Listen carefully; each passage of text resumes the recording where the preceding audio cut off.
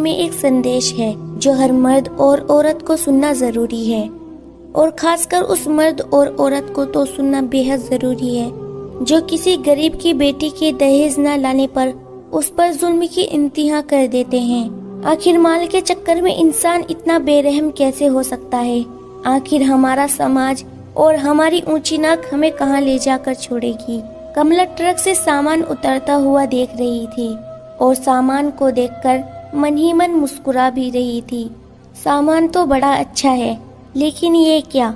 ये तो थोड़ा सा ही सामान है। समधी ने बाकी का सामान क्यों नहीं दिया?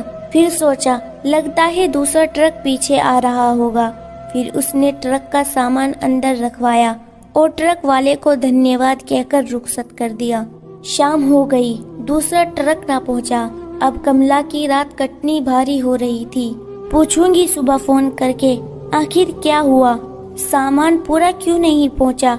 सुबह होते ही उसने बहू के पीहन में फोन किया और उनको बताया कि आपका एक ट्रक ही पहुंचा है, पूरा सामान नहीं पहुंचा अभी तक। आगे से सिमधर ने जवाब दिया, क्या फर्नीचर पहुंच गया? शुक्र है भगवान का, बस ऊपर वाला हमारी बेटी को अपने घर में हमेशा खुश रखे और उन्हें आपस में संयोग और मोहब्बत दे। कमला को अपने कानों पर विश्वास नहीं हो रहा था कि बस इतना सा ही दहेज लाई है हमारी बहू। फिर हालचाल पूछने के बाद फोन रख दिया। कमला का ब्लड प्रेशर अब बिल्कुल लो हो चुका था। न वॉशिंग मशीन, न कूलर, न जनरेटर, न फ्रिज, न पंखा।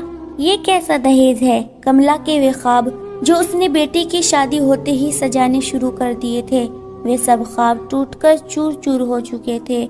और वे जो बहू के दहेज से घर भरने का प्रोग्राम बनाए बैठी थी, वे पूरा होने से पहले ही खत्म हो चुका था। लड़की की माँ इतनी भी गरीब नहीं थी कि उसे दूसरे के सामान की जरूरत पड़ती, लेकिन खानदान में नाक ऊंची करने के लिए बहू का सामान से घर भरना जरूरी था। कमला के 3 बेटे और 2 बेटियां थी। दोनों बड़े बेटे शादीशुदा थे, लेकिन उनकी बहुएं भी कोई खास दहेज का सामान नहीं लेकर आई थी, जिसकी वजह से कमला ने इस बार प्लान बनाया हुआ था कि जब मेरे छोटे बेटे की बहू आएगी तो खूब सारा दहेज लाएगी, जिसे देखकर सब दंग रह जाएंगे और आने वाले समय में बेटियों के रिश्ते आसानी से तय हो सकेंगे और बेटे की पढ़ाई पर जो कुछ खर्च किया है उनमें से कुछ तो वसूली होगी। बस यही सोचकर कमला ने एक ऐसे घराने में रिश्ता जोड़ना चाहा जो उनकी डिमांड पूरी कर सके। सबसे बड़ी बेटी बीएससी फाइनल कर चुकी थी और एमएससी के एडमिशन के लिए तैयारी कर रही थी। छोटी 3rd ईयर में और भाई बीएड कर रहा था। घर काफी बड़ा था और उनके घर का सामान देखकर कमला को यही लग रहा था कि ये लोग काफी अच्छा शौक रखते हैं, और बातों से भी काफी उम्मीद बन रही थी कि ये लोग काफी रख रखाव वाले हैं, तो बेटी को दहेज के नाम पर ठीक ठाक सामान दे देंगे। रिश्ता डाल दिया गया और जरूरी छानबीन के बाद मंजूर भी हो गया। दोनों तरफ दौड़े लग गई। होते होते शादी का दिन आन पहुंचा। उसी शाम दहेज का सामान पहुंचा था, जिसको देखकर दूल्हे की माँ को हार्ट अटैक तो नहीं आया, लेकिन बहुत सदमे में पड़ गई और दुल्हन की माँ से बात करके तो रही सही उम्मीद भी खत्म हो चुकी थी। उसने ये सोच रखा था कि शायद बाकी सामान भी फिर भेज देंगे। खैर शादी हो गई। लड़की वालों की तरफ से फालतू रस्मों का परहेज किया गया था। बारात और मंडे में खाना दोनों तरफ से खूब दिल खोल कर पेश किया गया था।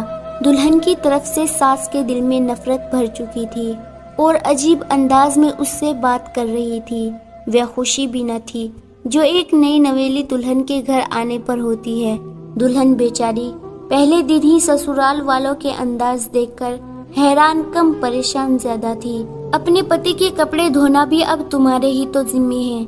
इस तरह से उसे हर कदम पर एहसास दिलाया गया कि दहेज न लाकर उसने जो गलती की है उसका खमियाजा किसी न किसी तरीके से उसे भुगतना पड़ेगा, और कभी किसी काम में नुक्स निकालकर और कभी किसी चीज को न लाने की वजह से उसे ये बातें सुननी ही पड़ेगी। कभी जेठानी और कभी सास, उसके दिन रात बस उनके ताने सुनने में ही गुजर जाते थे। एक छोटी जेठानी थी, ये दिल की बहुत अच्छी थी। वो नई दुल्हन से कुछ हमदर्दी दिखाती थी, अक्सर उसका साथ देती थी। लेकिन सासू माँ और बड़ी बहू से छुप छुपा कर बेटियां अपने माँ बाप से कुछ न बताए, लेकिन फिर भी वे उनके चेहरे से अंदाजा लगा लेते हैं। पहले पहले तो लड़की के माँ बाप ने कुछ खास ध्यान नहीं दिया, लेकिन फिर बेटे की खामोशी का अंदाजा हुआ तो और भी हकीकत सामने आ गई। घर वाले सब दंग रह गए। उन्हें तो इस बात का गुमान भी न था कि उनकी बेटी को कम दहेज लाने की वजह से ऐसे हालात का सामना करना पड़ सकता है। 1 साल गुजरने के बाद भी ससुराल वालों के सलूक में कोई बदलाव न आया। बाप ने सोचा कि बेटी को बाकी सामान भी दे देते हैं, कम से कम बेटी को सुकून तो मिलेगा। लेकिन लड़की की माँ ने कहा, अगर आज बच्ची को उनके कहने पर और भी सामान दे देंगे तो समझिए आगे के लिए उनका मुंह बंद होने की बजाय और भी खुल जाएगा, और फिर आप कब तक बेटी की खुशियों के लिए उनका घर चीजों से भरते रहेंगे। और इधर छोटी बेटी भी जवान है, ये भी तो अभी आपके घर पर ही बैठी है, उसकी भी तो शादी करनी है। इस बारे में तो सोचिए ही मत। अगर बड़ी बेटी को इतना सामान देंगे तो छोटी बेटी को भी तो सारा सामान देना पड़ेगा। खून पसीना एक करके क्या बेटियों को पढ़ाना लिखाना, अपने काबिल बनाना कम था? क्या सिर्फ बेटे की पढ़ाई में ही पैसा खर्च होता है, बेटियों की पढ़ाई में पैसा खर्च नहीं होता? खैर, लड़की का बाप मान तो गया, मगर वे लड़की अपने ससुराल में अनचाही और जबरदस्ती की जिंदगी गुजार रही है। उसका पति उसका साथ तो देना चाहता है, मगर घर में छोटा होने की वजह से उसकी बिल्कुल भी नहीं चलती थी। लड़की के माँ बाप परेशान हैं कि क्या करे। अगर बेटी को घर ले आए तो आने वाले दिनों में छोटी के रिश्ते में परेशानी हो जाएगी, क्योंकि ये सोच हमारे समाज में बहुत बुरी तरह फैल चुकी है। अगर बड़ी बहन घर वापस आ गई तो जरूर इसमें उसका कोई कसूर होगा, इसमें चाहे गलती ससुराल वालों की ही क्यों ना हो। लेकिन इल्जाम घर बैठे लड़की पर ही आता है। वजह चाहे कुछ भी हो, लेकिन कसूर लड़की का ही होता है। और अगर उसे हम घर नहीं लाए तो बेटी ससुराल में तानों और तकलीफ की जिंदगी गुजारती रहेगी। और अगर लड़की खामोश है तो उसे घुनी कहेंगे, और अगर जवाब दे दे तो बदतमीज कहलाती है। माँ बाप अपनी इज्जत का वास्ता देते हैं, क्योंकि वे समाज में सांस लेना चाहते हैं, चाहे वे बेटी की कितनी भी तरफदारी कर ले।